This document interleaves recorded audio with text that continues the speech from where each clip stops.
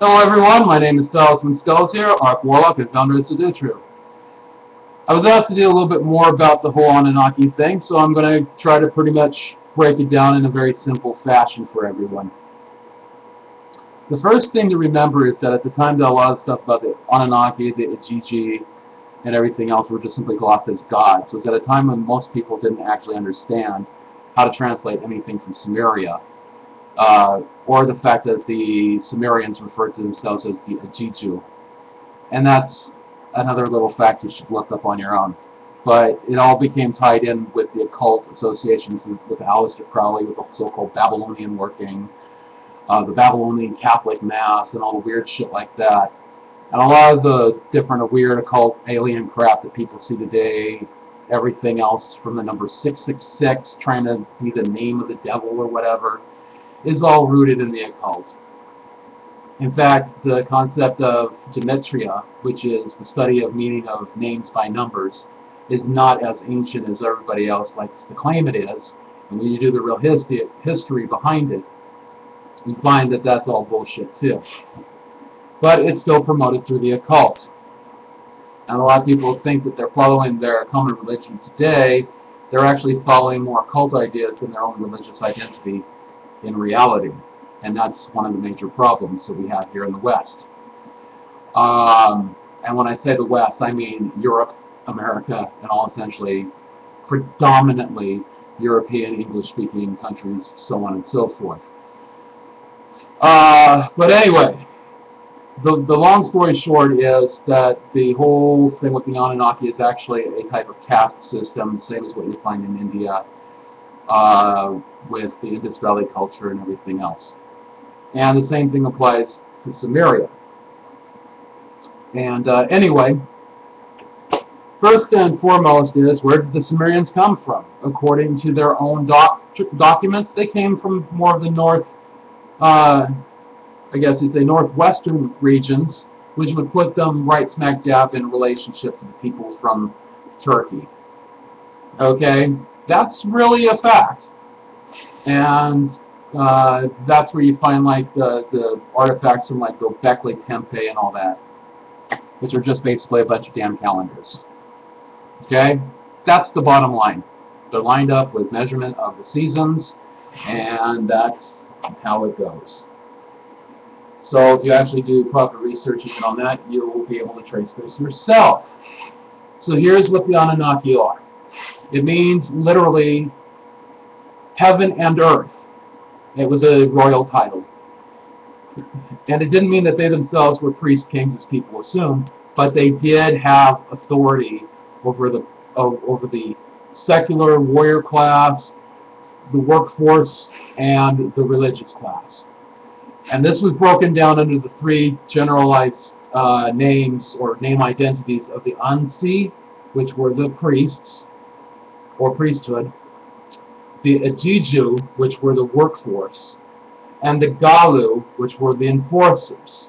Now, Gallu means tempests, and it was a term for warriors. Ansu basically means servants of An, you know, and that meant that their supreme deity was named Anu, or An, or N, and it was a general title.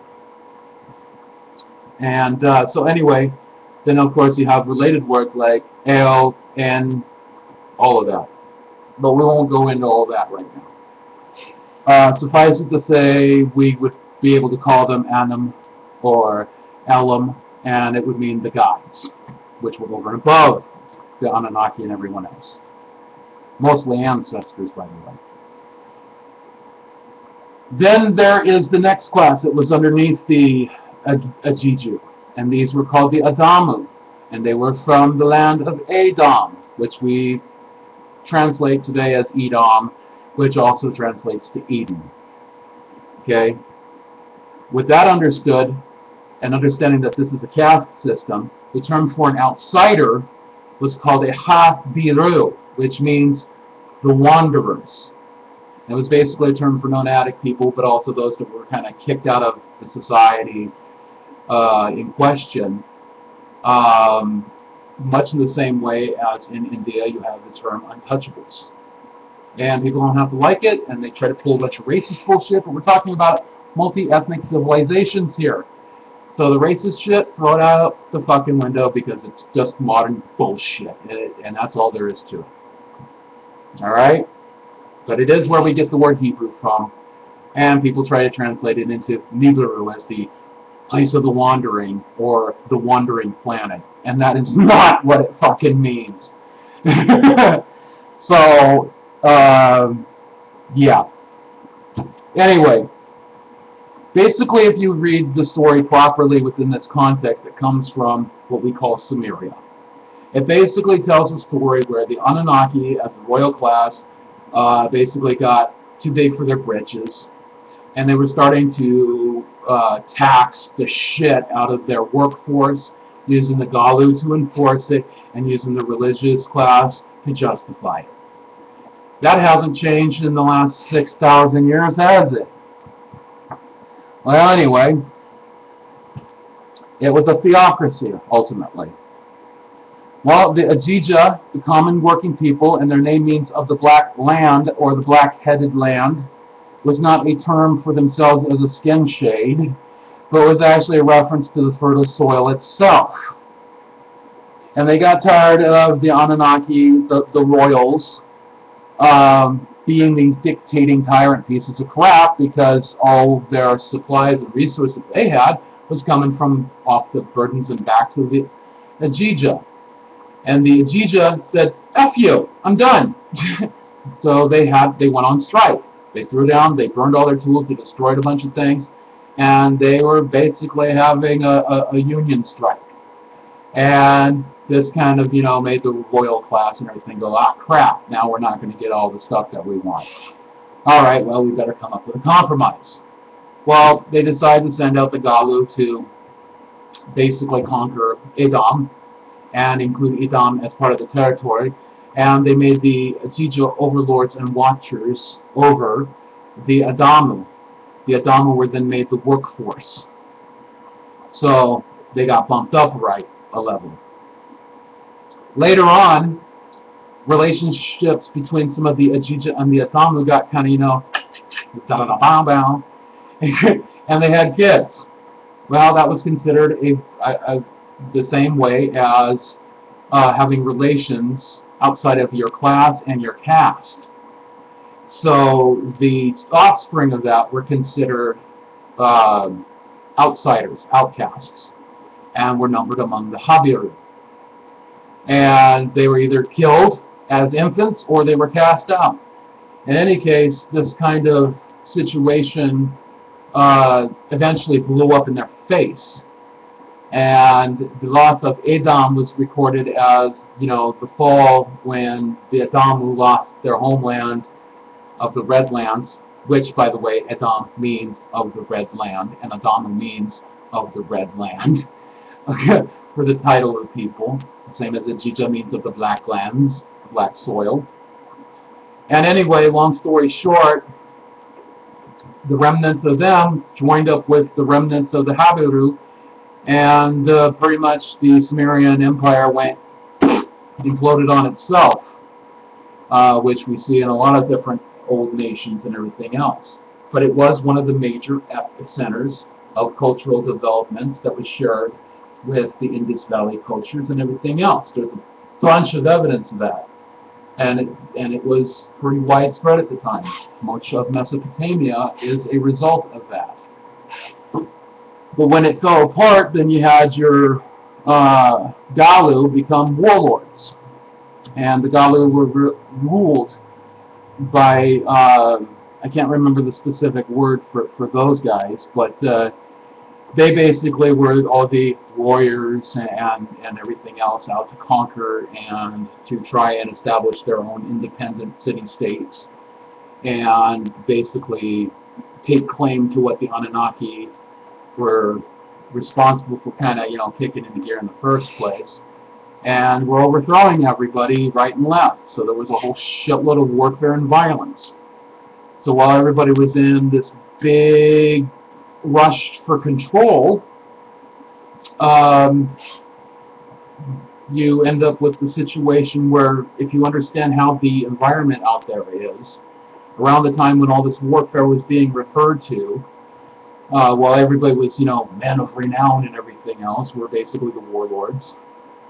After the fall of Sumeria, the Ha Biru themselves saying, "Fuck this, we're out of here," and just wandering between the different regions, between these different independent now city-states and rules, these different established kingdoms. They ended up facing a deluge, and that pretty much created a very bad situation. Now, what exactly initiated the flood, nobody knows, but the fact is that this flood, the so-called universal flood, which is only remembered universally among these fragmented groups, and not in every single world culture, because it didn't impact the entire planet the way people have tried to make us believe, but it's actually been proven by satellites to have actually occurred, and it's recorded in the tales like the stories of Gilgamesh and everything else. So anyway, long story short, a flood did happen, but because the open plains areas, the way they were, yeah, it looked like the whole freaking world was underwater for a while there.